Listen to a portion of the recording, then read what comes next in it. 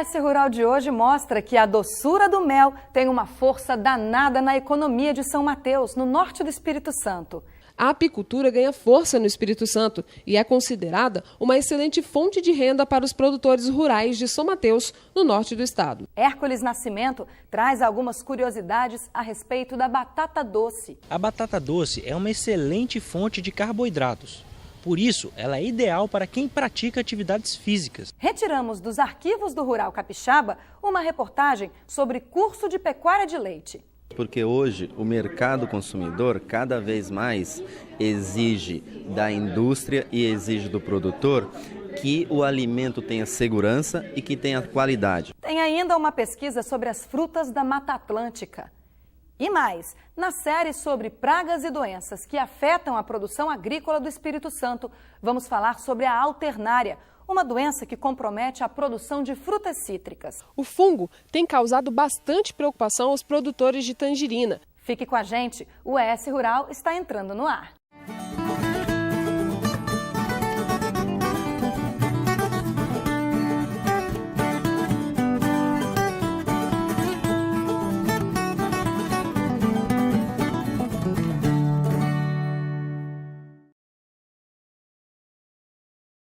Bom dia, tudo bem?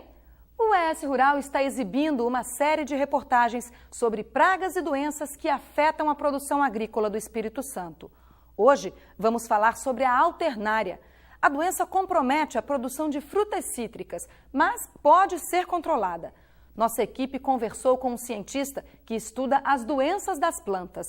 Elcio Costa é fitopatologista do Incapé e dá mais informações sobre a alternária. Vamos conferir. A mancha marrom da alternária é uma doença grave que afeta a produção de tangerina do Espírito Santo. A alternária é uma doença muito importante na tangerina pocã, causada por um fungo, né? Esse fungo é disseminado pelo vento e pega as brotações novas, derruba as folhas e ataca os frutos também. A infecção pode ocorrer em diversos estágios da planta. Na florada, a doença provoca queda das pétalas. Nos ramos, as lesões podem causar a morte da planta, dependendo da intensidade da doença. E mais, a alternária pode provocar a queda dos frutos. Os que continuam na planta perdem o valor comercial, pois o fungo causa danos nos frutos in natura. Ela, como eu falei anteriormente, ela causa desfolha da planta, né? A gente vai ver, pode olhar, observar, ela vai derrubando as folhas. Derruba os frutos pequenos também e quando o fruto crescer, ela ataca, faz lesão nos frutos. O Espírito Santo possui em torno de 700 hectares de tangerina. São mais de 500 propriedades rurais que cultivam o fruto. O fungo tem causado bastante preocupação aos produtores de tangerina. Por isso, o manejo deve ser feito de forma correta. O controle da alternária, primeiramente, é uma medida cultural. É fazer poda, né, para dar um arejamento maior na planta. E se o produtor precisar de usar produto, ele vai na empresa ou procura um técnico em Incapé e vê qual é o melhor produto recomendado para se precisar de pulverizar ou não. Porque às vezes nem precisa de pulverizar, só com a poda já faz uma eliminação da doença. É um manejo simples. Deus que faz a poda, né? O principal é a poda. Poda de limpeza, tirar ramos secos, que o fungo fica naquele ramo seco muito tempo e vai passando para as folhas novas e para o fruto. Então só o manejo que é. É a poda de limpeza que as pessoas às vezes não querem fazer, que dá trabalho, mas com certeza ajuda em 90% no controle da doença. A poda adequada ajuda no controle da doença, mas também é importante conhecer quais as épocas do ano em que o fungo se manifesta. Em Incapé a gente tem várias linhas de trabalho. Por exemplo, nós estamos nessa área galho experimental do Incapé, no produtor, mas é a área experimental do Incapé. Nós estamos testando variedades de pocã que são tolerantes à doença. Então, se a variedade comportar bem com bons frutos, o produtor não precisa fazer nada, ele não vai ficar produto químico nenhum. Ele simplesmente vai recomendar as cultivares que o Incapé está testando nessa propriedade. E se algum produtor de frutas cítricas tiver dúvidas sobre a alternária ou sobre qualquer outro assunto, deve procurar o escritório do Incapé no município onde mora. Na semana que vem, a série sobre pragas e doenças que afetam a produção agrícola do Espírito Santo fala sobre a mosca das frutas. O assunto agora é a pesquisa científica. Os sabores da floresta estão sendo estudados pelo Instituto Capixaba de Pesquisa, Assistência Técnica e Extensão Rural, o Incapé. Eu conversei com a pesquisadora Roberta a respeito desse trabalho. Olha só. Roberta, fala um pouquinho para a gente como é que está sendo esse trabalho. Nós estamos buscando esses sabores na região serrana do Espírito Santo, principalmente na forma dos frutos nativos da Mata Atlântica, que hoje já são usados por várias pessoas, várias famílias que trabalham com agroturismo, agroindústria, que fazem geleias e sucos, licores desses frutos, mas que são pouco conhecidos pela população urbana, poucos conhecidos nos mercados. São quantas espécies, quais espécies, que frutos são esses que vocês estão pesquisando? Hoje a gente já levantou cerca de 20 espécies, algumas bastante conhecidas como a jabuticaba, a pitanga, mas que são frutos nossos, nativos, e a gente dificilmente encontra, por exemplo, para vender no supermercado. Mas existem espécies também mais diferentes que o público tem pouco conhecimento, como a grumichama, a cabeludinha, a alvaia e a própria jussara, que é o nosso palmito, que era bastante conhecido para retirar e consumir o palmito, mas é pouco conhecido como um provedor de frutos. E o objetivo desse estudo é qual? Chegar aonde que vocês querem?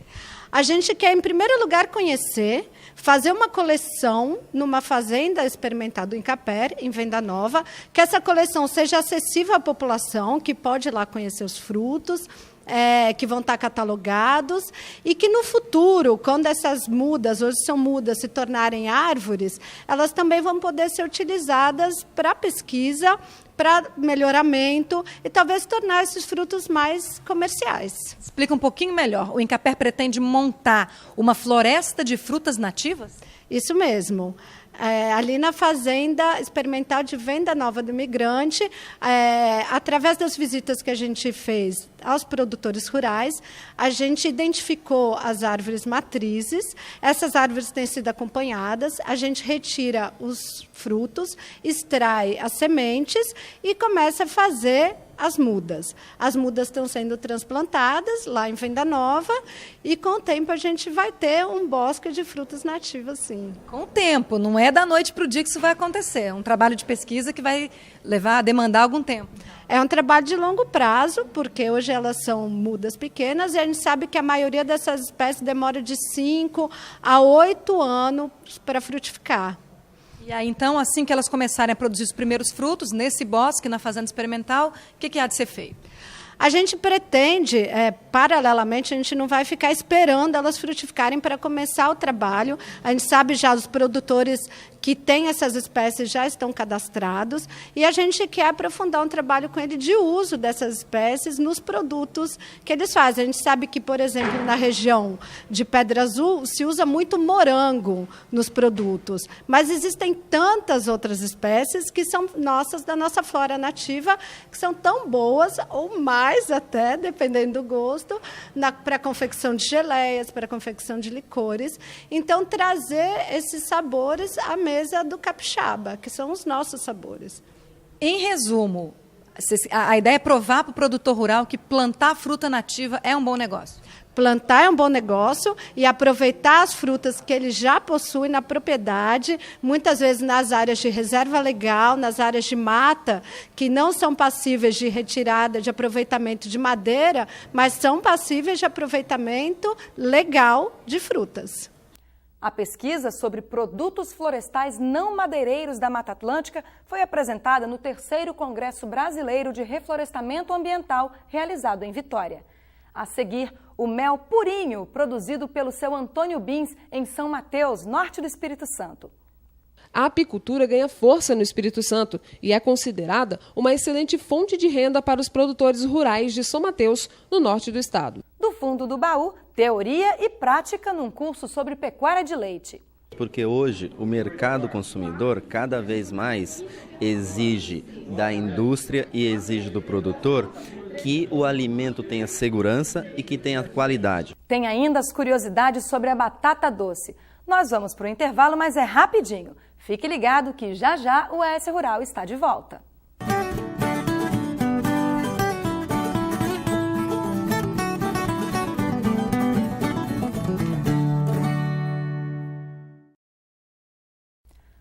O ES Rural está de volta, fazendo aquela tradicional visitinha ao passado.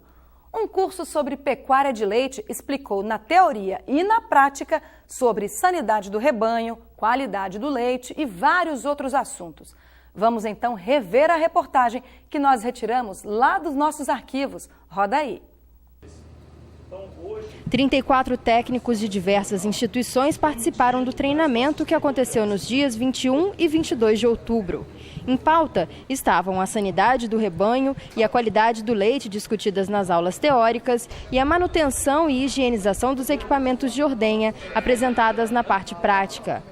As palestras aconteceram no auditório do Incaper em Vitória e foram coordenadas pelo professor Marcos Veiga dos Santos, da Universidade de São Paulo, considerado um dos maiores especialistas brasileiros em controle de mastite e manejo da ordenha. Eu acho que o ponto fundamental é a capacitação e o treinamento das pessoas, porque hoje o mercado consumidor cada vez mais exige da indústria e exige do produtor que o alimento tenha segurança e que tenha qualidade. Acho que esses são os dois pontos fundamentais. E hoje em dia o que nós percebemos é cada vez mais o encaminhamento para que a produção, além de ter uma sustentabilidade do ponto de vista econômico, que ela também tenha oferecer produtos de boa qualidade, produtos com boa segurança para o consumidor.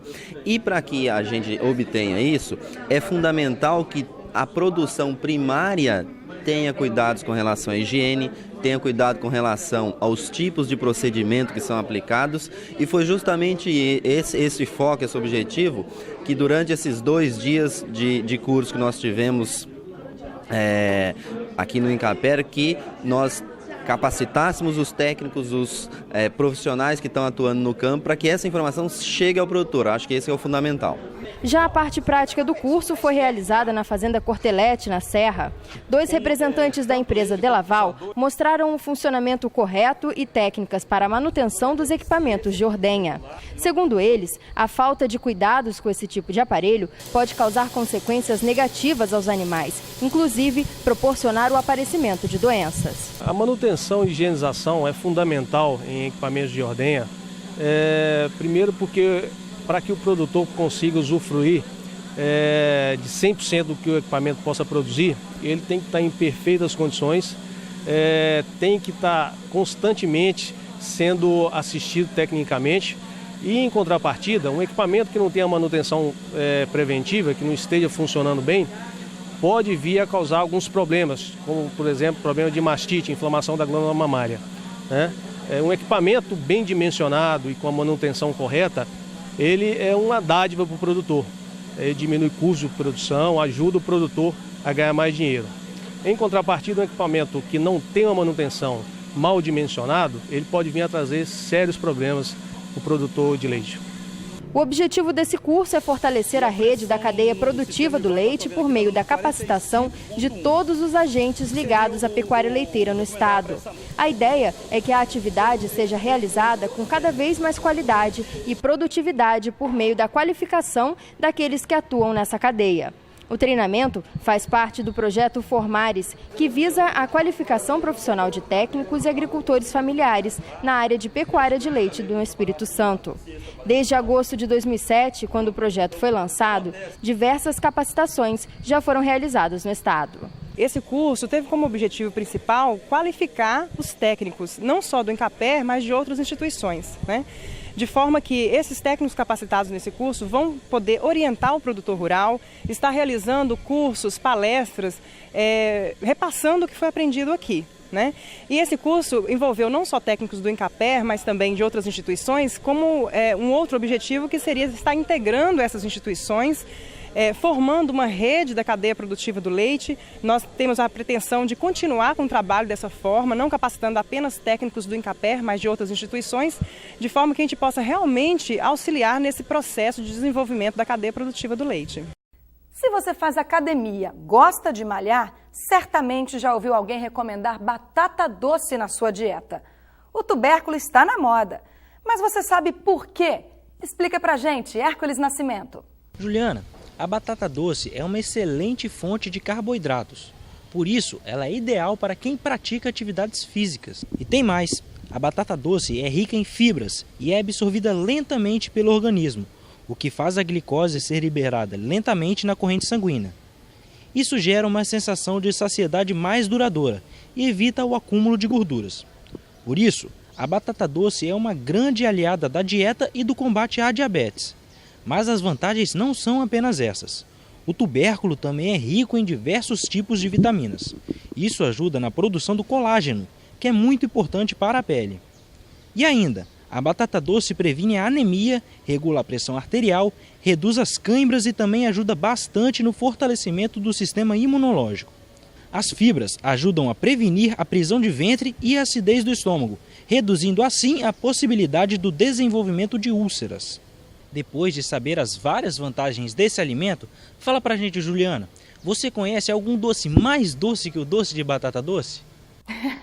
Cheio de piadinha você, hein, Hércules? Agora, voltando a falar sério, até o mês de setembro desse ano, circularam na Ceasa do Espírito Santo mais de 2.500.000 quilos de batata doce. Isso gerou uma movimentação de mais de 4 milhões de reais. Esse é o Rural Capixaba fortalecendo a economia do nosso estado. O ES Rural fala agora sobre o mel, um alimento que, além de ser muito gostoso, faz um bem danado à saúde. Em São Mateus, no norte do Espírito Santo, a Associação de Apicultores vai ganhar uma sede nova. Um incentivo e tanto para que a produção de mel na região seja cada vez maior e melhor. Nós visitamos a propriedade de seu Antônio Bins, que é um dos associados. Ele falou um pouquinho sobre essa atividade tão interessante que envolve a família toda. Olha só. Doce, saboroso, pode ser consumido puro e também serve como ingrediente especial em diversas receitas culinárias. O mel tem realmente 1001 utilidades e é bastante consumido. A apicultura ganha força no Espírito Santo e é considerada uma excelente fonte de renda para os produtores rurais de São Mateus, no norte do estado. A apicultura, na verdade, é uma atividade, É uma atividade onde nós procuramos tirar o potencial produtivo dessas abelhas, No caso aqui, as abelhas que nós trabalhamos são abelhas africanizadas e é interessante a gente ressaltar que é uma atividade que promove uma inclusão social, Porque não é necessário você ser um produtor, Não é necessário você ter uma propriedade rural para ser um apicultor. Nós temos casos de apicultores associados que têm áreas arrendadas, Ou exploram mesmo os maciços florestais, aqui que nós temos uma área significativa de eucalipto na região. Então, na verdade, é uma atividade que ela inclui esse trabalhador no processo produtivo. Mas você sabe como é o processo até o mel chegar limpinho até a sua mesa? Para ser um produtor de mel, é preciso muita dedicação. Todo o processo é feito aqui, porém as colmeias não ficam aqui, porque você tem que fazer migrações, que determinados lugares que floradas são diferentes, por exemplo, esse ano, todo ano na época da florada do café, você migra as abelhas para lavouras de café, Assim que termina aquela florada, se a pessoa lá, a dona da área lá, permitir que continue, lá vai ficando, senão daí você tem que retornar. Hoje eu não tenho abelhas nenhuma aqui dentro da propriedade, que é até um pouquinho até grande, 37 alqueires de terra, Daria para colocar muita abelha aqui dentro, mas porém não tem lavouras de café aqui próximo, então a gente foi migrada para lá, que lá ainda está. Seu Antônio, do município de São Mateus, começou na garagem de casa. Hoje, o mel que ele produz é bastante conhecido no norte do estado.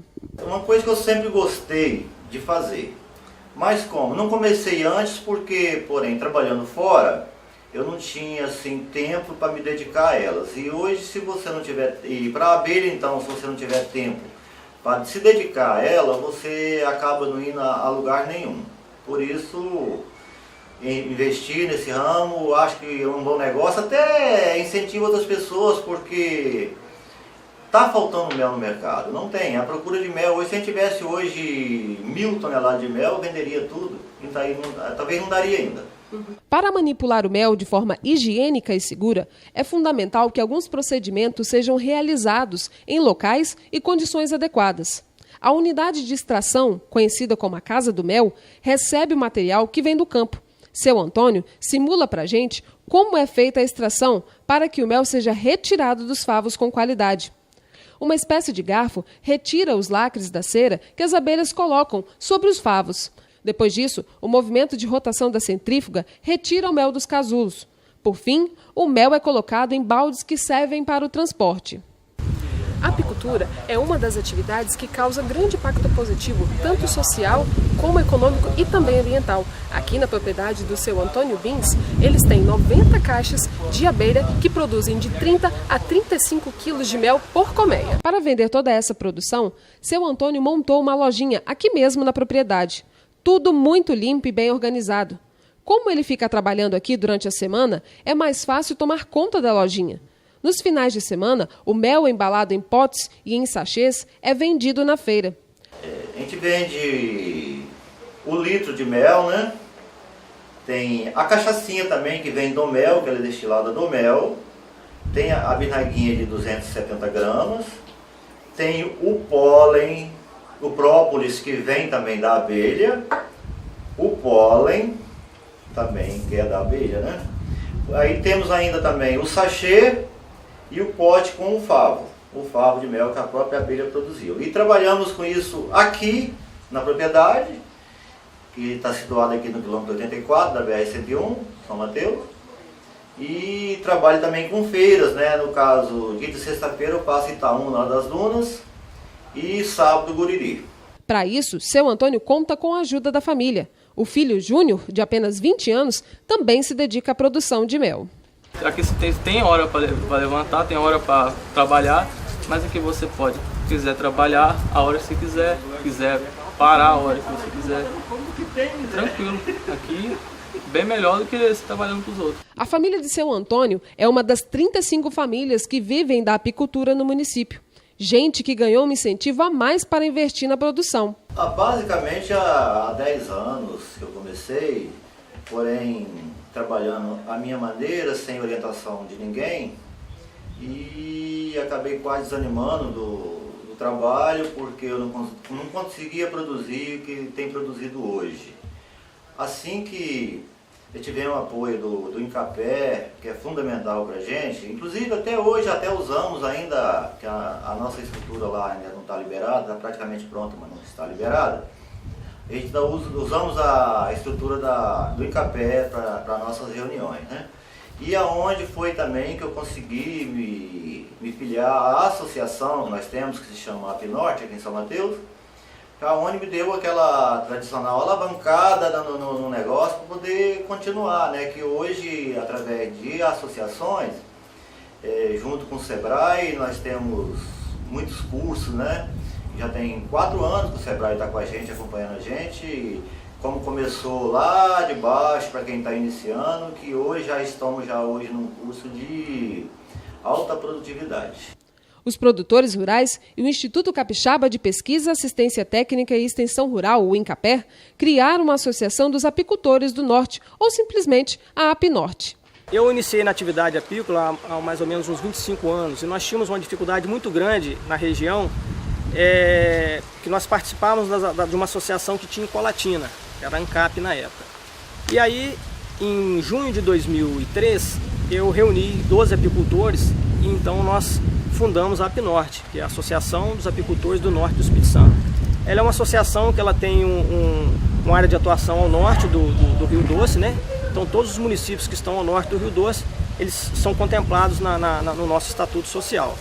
A Apinorte pretende resolver problemas como a dificuldade de discutir sobre a produção e a qualidade do mel no município. Mas o principal objetivo é estimular o crescimento dessa atividade. Atualmente, a associação conta com 2.230 colmeias, que produzem 65 toneladas de mel por ano. A produção de seu Antônio está contabilizada nestes números. Ele é um exemplo de perseverança e amor pelo que faz. Acreditou no mel que produzia e hoje não pensa em desistir do alimento. Como ele mesmo diz, mel é saúde. Realmente, mel é saúde. E é também uma excelente fonte de renda para o produtor rural. Bem, o ES Rural está chegando ao fim. O nosso abraço especial de hoje vai para o colega do INCAPER, Jorge Gomes Soares. Ele presta assistência aos apicultores de São Mateus, como a gente acabou de ver aí na reportagem. O Jorge tirou umas férias prolongadas e está curtindo um merecido descanso. Aproveita bastante, viu, Jorge? E se você que está em casa quiser participar do nosso programa, envie um e-mail para esrural.tve@rtv.es.gov.br O nosso próximo encontro é na semana que vem. Eu espero você. Um beijo, fiquem com Deus e até lá. Tchau, tchau.